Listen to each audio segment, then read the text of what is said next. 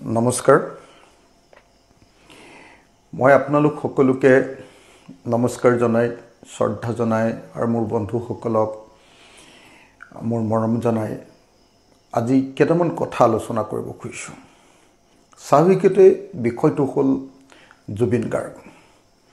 জুবিন গাৰ্গৰ ৰহস্যজনক মৃত্যুৰ পাছত আমি দেখিছোঁ যে বিজেপি চৰকাৰখনে মুখ্যমন্ত্ৰী হিমন্ত বিশ্ব শৰ্মা চৰকাৰে জুবিন গাৰ্গৰ ৰহস্যজনক মৃত্যুৰ প্ৰকৃত তদন্ত কৰাৰ পৰিৱৰ্তে অসমবাসী ৰাইজক জুবিন গাৰ্গৰ পৰিয়ালক আৰু জুবিন দাক ন্যায় দিয়াৰ পৰিৱৰ্তে কেৱল আৰু কেৱল ৰাজনীতি কৰা আমি দেখিবলৈ পাইছোঁ। প্ৰথম দিনটোৰ পৰা অসমৰ মুখ্যমন্ত্ৰীক আমি দেখিছিলোঁ যে তেখেতে ৰাজনীতি আৰম্ভ কৰি দিলে। 19 তাৰিখৰ দিনা যিদিনা মৃত্যু হ'ল, 19 ছেপ্টেম্বৰৰ দিনা যিদিনা মৃত্যু হ'ল, সেইদিনাই তেখেতে শ্যামকানু মহন্তক বচাব খুজিছিলে। তাৰপাছত তেখেতৰ কথা আৰু তেখেতৰ সুৰ এই আটাইবিলাক আছিলে আমি দেখিছিলোঁ যে প্ৰকৃতপক্ষে জুবিন গাৰ্গক ভাল পোৱা মানুহবিলাকৰ প্ৰতি অপমান আৰু জুবিন গাৰ্গক ন্যায় দিয়াৰ ঠিক বিপৰীত একোটা বক্তব্য। মই আজি আপোনালোকৰ সন্মুখত অসমৰ মুখ্যমন্ত্ৰীৰ কেইটামান ভিডিঅ' দেখাম। অসমৰ মুখ্যমন্ত্ৰীয়ে কোৱা কেইটামান কথা আপোনালোকৰ সন্মুখত দেখুৱাম, যিবিলাক কথা আপোনালোকে চাইছে, কিন্তু মই এইবিলাকৰ ওপৰত অলপ ব্যাখ্যা বিশ্লেষণ দাঙি ধৰিব খোজোঁ আৰু কিয় আমি বিজেপি চৰকাৰে ন্যায় নিদিব বুলি ভাবিছোঁ সেই কথাটো এইবিলাকৰ জৰিয়তে আপোনালোকৰ সন্মুখত তুলি ধৰিব খুজিছোঁ। আৰু ন্যায় মানে কি, জুবিনদাৰ ন্যায় মানে কি, জুবিনদাৰ ন্যায় আমি কি বিচাৰিছোঁ আৰু কেনেকৈ পাম, এই সম্পৰ্কে মই আপোনালোকৰ সন্মুখলৈ এই কথাখিনি লৈ আহিছোঁ। প্ৰথমতে মই আপোনালোকক দেখুৱাব খুজিছোঁ অসমৰ মুখ্যমন্ত্ৰীৰ এটা অত্যন্ত বাইট।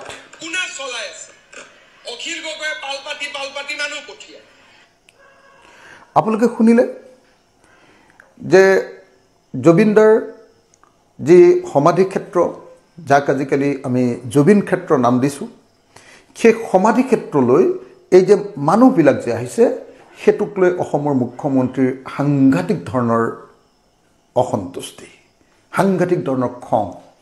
আৰু সেই মানুহবিলাকক আমি আৰু বেলেগ বেলেগ ৰাজনৈতিক দলে আমি বোলে তেওঁলোকক পঠিয়াইছোঁ, ৰাইজ বোলে স্বতঃস্ফূৰ্তভাৱে অহা নাই, সেইটো বোলে আমাৰহে প্লেন তালৈ পঠিওৱাটো, এই ধৰণৰ বক্তব্যৰে আমি দেখিছোঁ যে অসমৰ মুখ্যমন্ত্ৰীজনে প্ৰকৃত অৰ্থত জুবিন অনুৰাগীসকলৰ প্ৰতি অপমান কৰিছে। মই দ্বিতীয় ভিডিঅ'টো আপোনালোকক দেখুৱাব খুজিছোঁ কেনেকৈ তেখেতে আক্ৰমণ কৰিছে। চাওক, চৰকাৰে কি নত কৰিব এইটো অখিল গগৈয়ে ভুল ভাবি আছে। আপোনালোকে আকৌ এটা চাওক যে যেতিয়া আমি ক'লোঁ যে নহয় জুবিন গাৰ্গক প্ৰকৃত ন্যায় দিব লাগে, জুবিন গাৰ্গ ক্ষেত্ৰলৈ সকলো মানুহকে সম্পূৰ্ণ আহিবলৈ দিব লাগে, কোনো ডিষ্টাৰ্ব কৰিব নালাগে, আৰু যেতিয়ালৈকে ন্যায় নাপাব তেতিয়ালৈকে আমি যুঁজি যাম, তেতিয়া মুখ্যমন্ত্ৰীজনে দ্বিতীয় এই বক্তব্যটো দাঙি ধৰিলে। এতিয়া মই আপোনালোকৰ সন্মুখত তৃতীয়টো বক্তব্য দাঙি ধৰিব খুজিছোঁ, যিটো বক্তব্য অসমৰ মুখ্যমন্ত্ৰীয়ে, আপুনি কথাখিনি শুনিলে মুখ্যমন্ত্ৰী ডাঙৰীয়া, এইটো ইছ্যু বিৰোধীয়ে জীয়াই ৰাখিছে এগেইনষ্ট হিন্দু ছ'চাইটি। অখিল গগৈয়ে জীয়াই ৰাখিছে not against BJP, against Hindu. কয় জুবিনৰ জাতি নাই, কি তেওঁ অসমীয়া নহয়? জুবিনৰ ধৰ্ম নাই, তেওঁ কি হিন্দু নহয়? মই বেছি দীঘলীয়া কৰিব খোজা নাই, কাৰণ এইবিলাক আপোনালোকে নিশ্চয় আপোনালোকেও শুনিছে অসমৰ মুখ্যমন্ত্ৰীৰ বক্তব্যবিলাক। আমি বোলে জুবিনদাৰ ন্যায়ৰ ইছ্যুটো বোলে অখিল গগৈহে ধৰি ৰাখিছে, অসমীয়া মানুহৰ বোলে এইটো ইছ্যু নহয়, সমগ্ৰ অসমবাসীৰ বোলে এইটো ইছ্যু নহয়। এইটো হয় নেকি? আপোনালোকে নিজে কওক, এইটোতো কেতিয়াও নহয়। এয়া হ'ল সম্পূৰ্ণৰূপে অসমীয়া মানুহবিলাকৰ, সম্পূৰ্ণ অসমীয়া সমাজখনৰ, অসমবাসীৰ ৰাইজৰ আৰু জুবিন গাৰ্গৰ মানুহক ভাল পোৱা মানুহবিলাকৰ দাবী। কিন্তু আমি দেখিবলৈ পাইছোঁ যে এই বস্তুটোক লিমিটেড কৰিবৰ কাৰণে, মিনিমাইজ কৰিবৰ কাৰণে অসমৰ মুখ্যমন্ত্ৰীয়ে এইবিলাক বক্তব্য দাঙি ধৰিছে। এবাৰ মই আপোনালোকক 4 নম্বৰ ভিডিঅ'টো দেখুৱাব খুজিছোঁ। সাফৰেদি মদ ঢালি দিয়া এইটো কি অসমীয়া সংস্কৃতি? এইবিলাকৰ এইটোতো কোনো সংস্কৃতি হ'ব নোৱাৰে। চাধা টেমা দিয়া এইটো কি সংস্কৃতি নেকি? সি ভাল পাইছিলে আমি জুইৰ লগত ঘৰৰ মানুহে তাক উৎসৰ্গা কৰি অগ্নিত তাক দি দিলে। অগ্নিয়ে তাৰ কাপোৰযোৰ লৈ ল'লে, অগ্নিয়ে তাৰ শৰীৰ লৈ ল'লে, অগ্নিয়ে যাক যাক ল'ব লাগে ঘৰৰ মানুহে চিন্তা কৰিছিল, দিলে, প্ৰজ্বলিত হৈ গুচি গ'ল। আপোনালোকে দেখিছেনে যে এইবাৰ অসমৰ মুখ্যমন্ত্ৰীয়ে জুবিন গাৰ্গৰ প্ৰতি ইমান ক্ষোভিত হৈ আছে যে আমাৰ মৰমৰ জুবিন দা, মৃত জুবিন দা, মহাপ্ৰয়াণ কৰা জুবিন দানক তই বুলি খং প্ৰকাশ কৰা দেখা গৈছে। এজন মুখ্যমন্ত্ৰীৰ ভাষা এনেকুৱা হ'ব লাগেনে? মুখ্যমন্ত্ৰীয়ে আপোনালোকে নিশ্চয় দেখিছে যে জুবিন গাৰ্গৰ সমাধিস্থললৈ মানুহ অহাটোক তেওঁ কেতিয়াও সুখী নহয়। তেওঁ যিকোনো প্ৰকাৰে সমাধিস্থলৰ পৰা মানুহ খেদাব খোজে, মানুহ কমাব খোজে। মানুহজনে ইমান ভয় খাই আছে, আপোনালোকে নিশ্চয় লগ কৰিছে যে তেখেতৰ মুখখন ক'লা পৰি গৈছে, তেখেত অস্থিৰ হৈছে, তেখেতে যিকোনো কথা বকিবলৈ লৈছে, তেখেতৰ মুখৰ লেকাম নাইকিয়া হৈ গৈছে। আৰু তেখেত মোৰ এনেকুৱা লাগিছে যে তেখেতে যেন সম্বিত হেৰুৱাই পেলাইছে।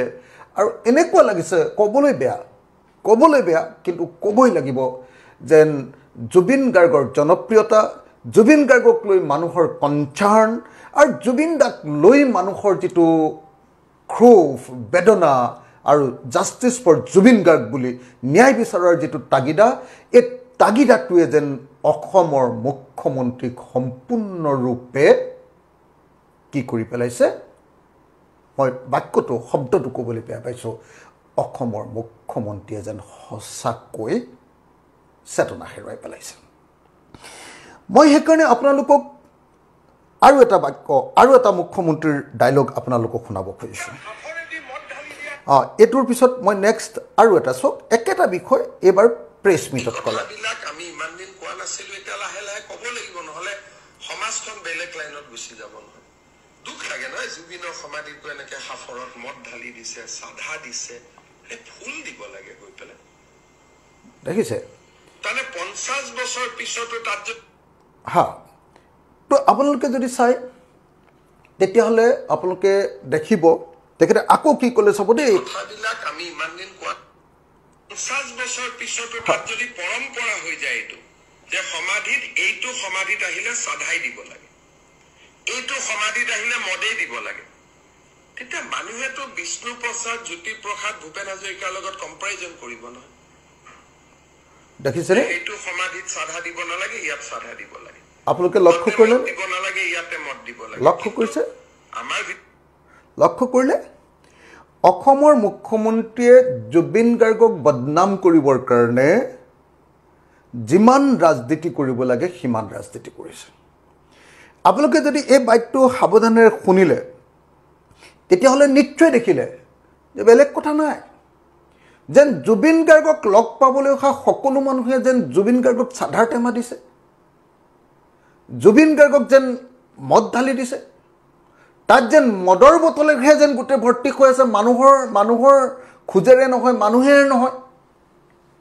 আশ্চৰ্যজনকভাৱে অসমৰ মুখ্যমন্ত্ৰীয়ে এনেকৈ জুবিন গাৰ্গক অপমানিত কৰিবৰ কাৰণে, বদনামী কৰিবৰ কাৰণে, জুবিন গাৰ্গৰ বদনাম উলিয়াবৰ কাৰণে আৰু জুবিন গাৰ্গক মিনিমাইজ কৰিবৰ কাৰণে, জুবিন গাৰ্গৰ অপবাদ উলিয়াবৰ কাৰণে এনেকৈ অসমৰ মুখ্যমন্ত্ৰীয়ে আমি কাম কৰা দেখিবলৈ পাইছোঁ।